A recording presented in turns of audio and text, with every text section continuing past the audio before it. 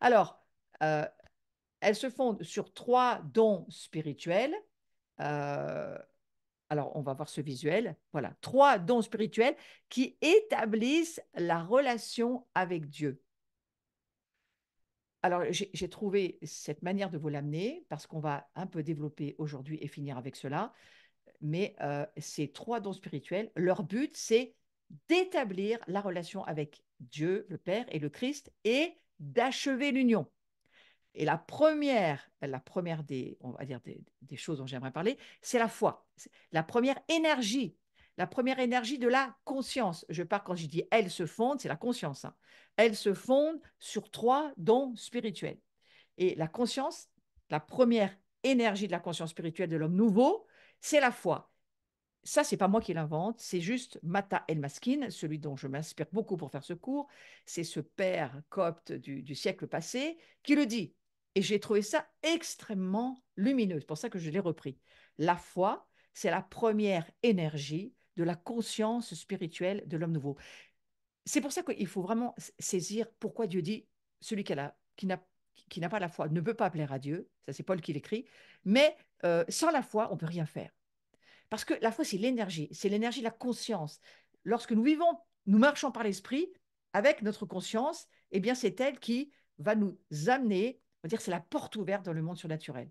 La foi, c'est une façon, ce que disait ce visuel, de posséder ce qu'on espère.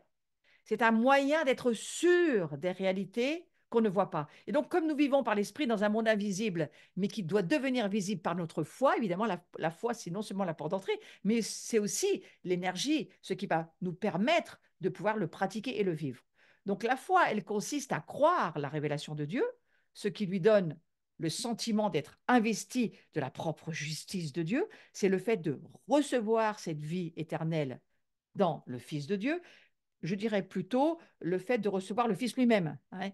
C'est pourquoi, dans mon petit résumé, j'ai d'ailleurs mis nous avons sa vie pour une vie, pour sa vie ou sa vie pour une vie. Pour moi, c'est la même chose. C'est-à-dire, il nous faut le Fils pour vivre en lui une vie nouvelle. Sans la vie du Christ, c'est impossible. Donc, de ce fait, nous acquérons une intimité semblable avec le Père lui-même. Et je vais reprendre à Jean 1,3. Quant à notre communion, c'est tout le début du cours de la fois passée, quant à notre communion, elle est avec le Père et avec son Fils, Jésus-Christ. Et Jean qui est cet apôtre que moi j'aime tellement, qui dit, parce que nous avons cru à l'amour que Dieu a pour nous, nous y avons cru, nous croyons, hein. Nous avons cru au don qu'il nous a fait, nous avons cru que tout cela c'est pour nous, la vie éternelle c'est pour nous, la vie du Christ c'est pour nous. Maintenant nous vivons de sa vie, nous n'avons pas une vie en nous-mêmes, mais nous vivons de la vie du Christ. Ça c'est extraordinaire d'y penser. Je vais reprendre deux, trois petites choses aussi pour terminer, parce que je trouvais intéressant de revenir à cela. Les choses révélées, celles que Dieu a choisi de nous dévoiler, et on parle bien de dévoilement, hein, quand on parle de la foi, de l'espérance, de l'amour, on va finir avec ces trois points. Les choses révélées, celles que Dieu a choisi de nous dévoiler, elles nous appartiennent et nous en sommes responsables. Les choses révélées sont les choses dont nous avons connaissance ou que nous pouvons parvenir à connaître et que nous savons venir de Dieu, et avec lesquelles nous devons agir en conséquence, leur obéir, les laisser suivre leur cours de notre vie, de telle sorte que notre vie suive les plans que Dieu a pour nous. Ce que Dieu nous révèle devient notre responsabilité. Donc là où je veux aller, c'est que nous devons donc agir en conséquence de nos révélations. Lorsqu'une chose est révélée, je dis une chose parce qu'on parle de tas de révélations, toutes les promesses de Dieu, lorsqu'elles sont révélées, celles, je dis bien celles que Dieu a choisi de nous dévoiler. Attention, ce n'est pas nous qui choisissons, c'est Dieu qui choisit de nous révéler dans notre recherche spirituelle, dans notre lecture de la Bible, dans nos méditations. Dieu, tout à coup, il choisit de nous révéler quelque chose. Eh bien, finalement, cela finit par nous appartenir. Et parce que ça nous appartient, on en est responsable. Et parce qu'on est responsable, eh bien, il va falloir y obéir, les suivre, et puis aller sur ce chemin de la révélation.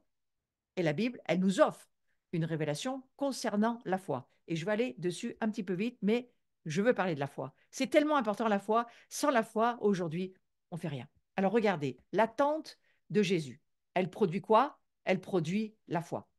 Et je vais vous encourager parce que nous attendons tous Jésus. Je suis sûre que tous ceux qui vont être connectés à cette vidéo et qui vont m'écouter, en tous les cas, tous ceux qui lisent la Bible et qui sont nés à nouveau et croyants, nous attendons le retour de Jésus. Moi, quand j'entends dire certaines personnes, certains théologiens qui disent que 80% des chrétiens ne croient pas dans le retour de Jésus, quel dommage, je vais vous dire pourquoi. Parce qu'en tant que chrétiens, nous... Non, non, il faut remettre le visuel. En tant que chrétiens, nous attendons Jésus-Christ.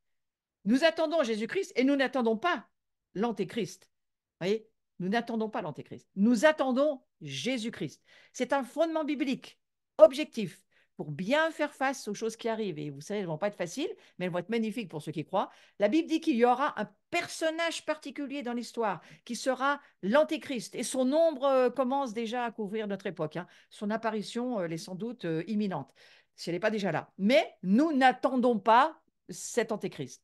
Nous, la Bible dit, Dieu nous dit que nous serons ses témoins, hein, nous serons ses témoins, c'est écrit dans les actes, et jusqu'aux extrémités de la terre, nous recevons le Saint-Esprit pour être ses témoins, pour servir le Dieu vivant et vrai. Écoutez bien, pour attendre, on garde bien le visuel, pour attendre que revienne du ciel son Fils, qu'il a ressuscité des morts, Jésus, qui nous délivre de la colère qui vient. Ça, c'est 1 Thessaloniciens 1,10. Donc, nous attendons que le Fils revienne. Et en tant que chrétiens, nous attendons qu'il revienne du ciel, son nom c'est Jésus, et on a la garantie qu'il nous délivrera, c'est écrit sur ce verset de 1 Thessaloniciens 1,10, il va nous délivrer de la colère à venir, la colère qui vient.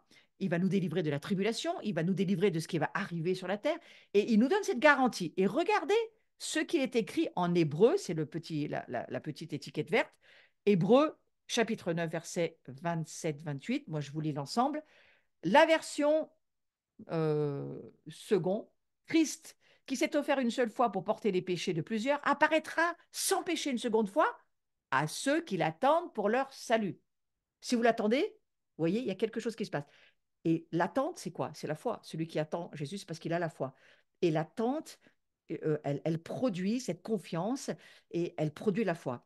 Je vous lis dans une autre version. Et Jésus, quand il viendra une seconde fois, non plus pour ôter les péchés, c'est le même verset mais dit autrement, mais pour sauver ceux qui attendent de lui leur salut.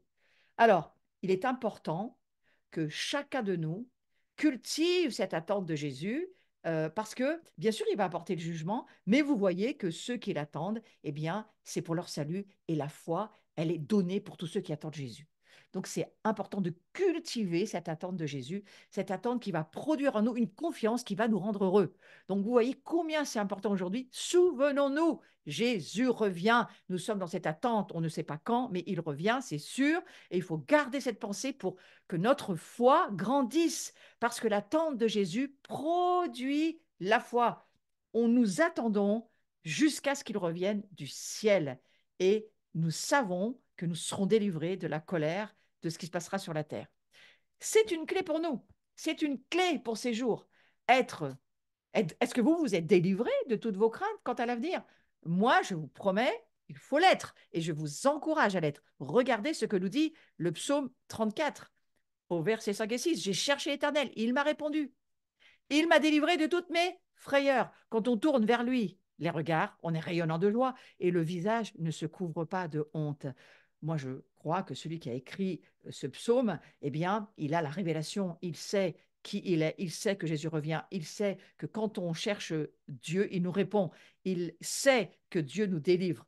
C'est ce qu'on appelle, là, on n'est plus seulement dans l'affaire de la foi, mais on est dans l'affaire de l'espérance. L'espérance, c'est la seconde énergie. On a vu que la foi, c'est la première énergie de la conscience. L'espérance, c'est la seconde énergie. J'aime bien mettre le mot énergie parce que ça part d'une puissance. C'est une puissance, l'espérance. C'est une énergie de la conscience spirituelle de l'homme nouveau. Vous voyez. Donc il y a la foi et l'attente en Christ nous permet vraiment d'avoir la foi. Et puis l'espérance. Et regardez ce verset dont il est question. Pour tous ceux qui vivent, il y a de l'espérance. Ézéchiel, chapitre 9, verset 4. Écoutez, j'ai dit quoi? Ecclésiaste, pardon, Ecclésiaste. Ecclésiaste, mais c'est marqué sur le visuel, hein, vous pouvez me rectifier. Ecclésiaste, chapitre 9, verset 4. Je trouve extraordinaire ce verset. Je vous l'ai mis pour que vous puissiez vous en souvenir pendant toutes les grandes vacances jusqu'à ce qu'on se retrouve à la rentrée, pour ceux qui ne peuvent pas être au prochain Zoom. pour tous ceux qui vivent, il y a de l'espérance. Ça, c'est la seconde énergie de notre conscience spirituelle. Notre esprit, la conscience de notre esprit, elle a la foi et elle a l'espérance. Et la Darby dit ceci, pour tous ceux qui vivent, pour celui qui est lié à tous les vivants. C'est une autre manière de dire. Pour celui qui est lié à tous les vivants. Nous sommes liés à tous les vivants. Eh bien, il y a de l'espérance. Je vous rappelle que l'espérance, c'est quoi? Ça donne d'avoir confiance en Dieu, d'être sûr de la réalisation de ses promesses, comme si elles étaient déjà réalisées. Dieu préserve nos droits à ses promesses. Il nous donne d'en goûter déjà l'anticipation. Elles sont déjà là, ces promesses. C'est comme si elles étaient déjà là. Elles sont déjà libérées. Il faut aller les attraper par la foi, mais elles sont déjà là. Il faut avoir l'espérance. Et cette espérance est extrêmement importante. Je vais passer un petit moment sur le mystère de l'espérance. Et puis ensuite, on verra l'amour et on va terminer là-dessus. Le mystère de l'espérance. Zacharie, chapitre 9, verset 12. Regardez ce que nous dit Zacharie, le prophète. Revenez à la place forte. Revenez dans la foi, dans la confiance. Revenez là, en Christ, c'est ça que ça veut dire. Prisonnier de l'espérance, aujourd'hui même, je le déclare, je te le rendrai le double. C'est une promesse pour chacun d'entre nous, que celui qui revient ou qui reste, en tous les cas, dans la place forte, qui est prisonnier de l'espérance, c'est-à-dire qu'on se laisse être mis en captivité par l'espérance, qui même si on ne la voit pas, on la croit. Même si on n'est pas encore arrivé, on la croit. Même si ça fait 20 ans qu'on l'attend, on la croit toujours, parce qu'on est prisonnier de cette espérance. Eh bien, celui qui vit de cette manière-là, il va avoir le double. Moi, ça m'intéresse, hein. Alors, Dieu nous promet qu'il nous restituera au double ce qui nous a été volé, au double ce qui a été perdu, et si nous tenons ferme notre espérance et notre foi. Donc, vous voyez, ces deux énergies de la conscience sont extrêmement importantes. Le commentaire de la Bible amplifiée anglaise est le suivant concernant l'espérance. Nous devons, en tant que prisonniers de l'espérance, nous laisser captiver, capturer, c'est le même mot, hein, remplir par son espérance. Cela n'a rien d'un vague espoir rempli de doute, hein. On doit aussi penser et parler en termes d'espérance. Et si on parle du fait qu'on est prisonnier de l'espérance, lorsqu'on fait face à une situation qui nous semble sans issue, mes amis, on va en avoir beaucoup, mais je suis en train de prophétiser pour notre avenir. On va faire face à des situations sans issue. Nous devons nous rappeler qu'en Dieu, nous sommes prisonniers de l'espérance. Il n'y a pas d'échappatoire. Dieu nous emprisonne dans cette espérance parce que c'est là où nous allons recevoir le double de ce dans quoi nous croyons. Et nous sommes, je vais vous le dire, condamnés à réussir. Combien de fois le Seigneur m'a dit, tu peux plus reculer, tu es condamné à réussir. Un peu, vous savez, comme les Hébreux, hein, ben, il a refermé la mer derrière, tu voudrais retourner derrière, c'est pas possible. Parce que la mer engloutit tes ennemis et tu peux pas retourner de là où tu viens. Et c'est un petit peu notre histoire avec notre vieille vie et la nouvelle vie. Dans notre nouvelle vie, on aimerait bien des fois retourner dans la vieille vie. Tu fais non, non, c'est fini. Parle-moi pas de ta vieille vie, hein. On est prisonnier de l'espérance. Et ce terme, je le trouve extraordinaire. Voilà là où il va nous emmener. Quelqu'un qui refuse, voilà ce que signifie, hein, le terme prisonnier d'espérance. C'est quelqu'un qui refuse obstinément d'abdiquer sa foi en dépit des circonstances. On va prendre un exemple en 3 secondes. Abraham, hein, qui fut un homme de cette trempe, c'est comme ça qu'il a vu s'accomplir toutes les promesses les plus invraisemblables, hein, du reste, à vue humaine. Alors, s'il y a quelqu'un qui en faisait trop, c'est Dieu. Et avec Abraham, il a vraiment exagéré. Bon, voilà. Donc, c'est refuser obstinément d'abdiquer. Je refuse. Je décide.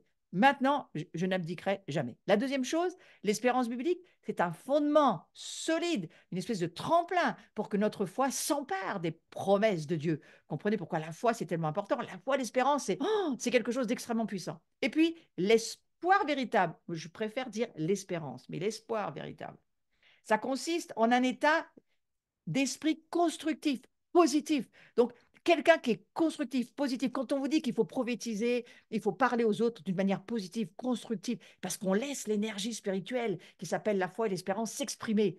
Laissez s'exprimer votre espérance qui est prisonnière en vous-même, chez les autres, et même sur vous, parce que ça va beaucoup vous aider. Et puis, c'est aussi, cette espérance, c'est s'attendre avec persévérance à ce que les choses se tournent en bien. On a deux choix, ou on pense bien, ou on pense le mal. Choisissez le bien. Choisissez de penser le bien. Oh, mais toi, tu es dans le pays des bisounours. Non, non, non, c'est rien à voir avec ça. On n'est pas dans la chair ni dans l'âme. On est dans le combat spirituel, qui est spirituel, c'est pas un combat charnel, c'est un combat spirituel. Et dans le combat spirituel, nous avons besoin de cette force de frappe qui s'appelle la foi et qui s'appelle l'espérance. Et je vais vous dire une chose extraordinaire ce soir, puis j'espère que vous allez vous en rappeler tout l'été, hein, même s'il pleut. Satan ne parvient pas à vaincre quelqu'un qui ne relâche pas son espérance en Dieu. Et je vous ai trouvé une belle image, hein. Et nous, on est le gars avec l'épée et cette espèce de dragon là qui se lève et on a vraiment, on va dire, ce combat. Il est là, il est devant nous et on peut pas y échapper, hein. Il est là, voilà.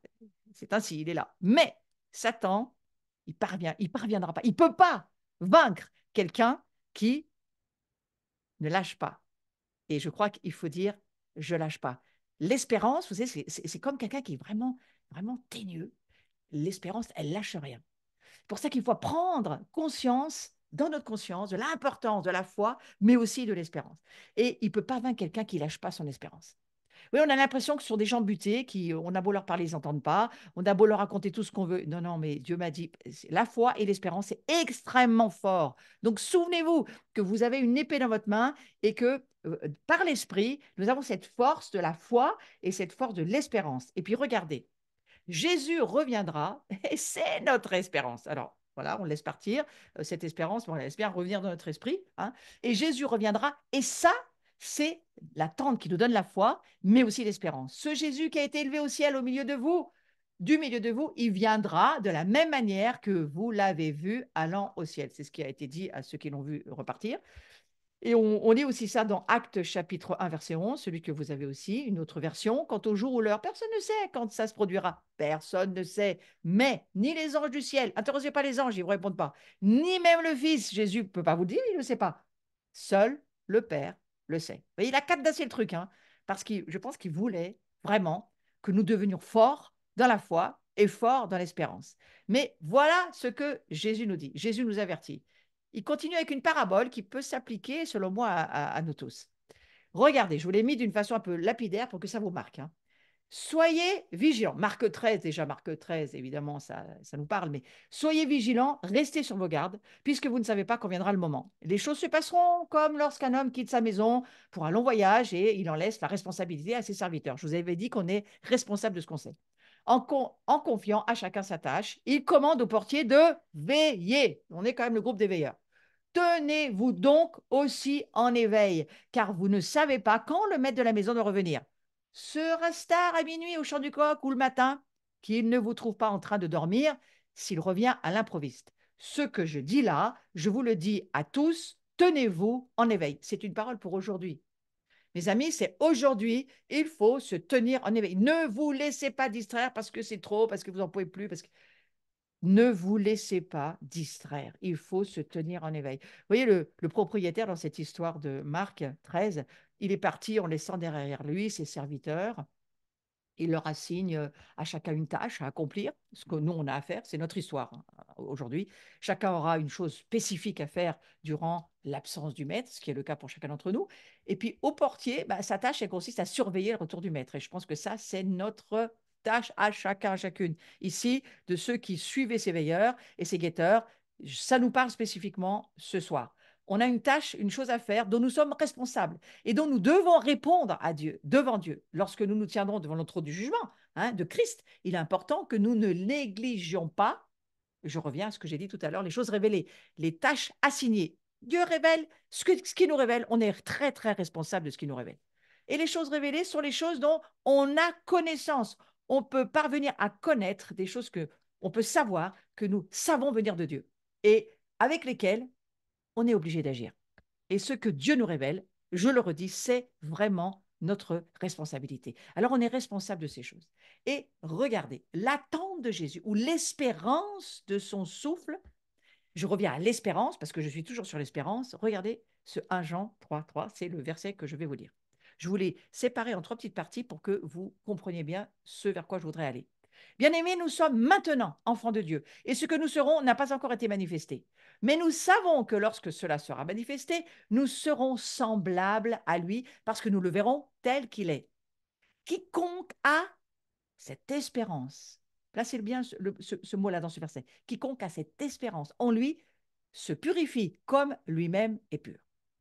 Alors si nous sommes dans cette attente de Jésus, non seulement ça nous donne la foi, Mais non seulement on a cette espérance en nous, et cette espérance, regardez ce que ce verset nous dit. Nous allons voir le Seigneur tel qu'il est. Nous allons être transformés pour être comme il est. C'est ce que nous dit ce verset. Et c'est à ce point que l'application naturelle et logique va produire son effet. Nous nous purifierons nous-mêmes. Nous nous préparerons, c'est ce que nous faisons ce soir. Nous serons sanctifiés par l'obéissance à sa parole. Et Jésus, lui, il nous a sanctifiés par l'eau et la parole, par son sang, par sa grâce. Nous sommes justes devant lui. Vous savez, on a assez vu ce verset ces derniers cours d'Éphésiens 4 qui nous dit que nous avons été créés à l'image de Dieu et nous sommes créés comme il est. Nous sommes à la fois créés dans la vérité qui produit la sainteté, qui produit la justice. Nous sommes justes, nous sommes saints, et cela s'est produit par la vérité avec laquelle nous sommes dans l'union, dans la communion. C'est très mystique, mais c'est très réel. Et notre attente de son retour, ça va produire en nous ce désir d'être quel il est. Oui, c'est un peu comme un cercle qui tourne. C'est une bonne motivation tant pour ceux qui répandent l'évangile que pour ceux qui le reçoivent du reste.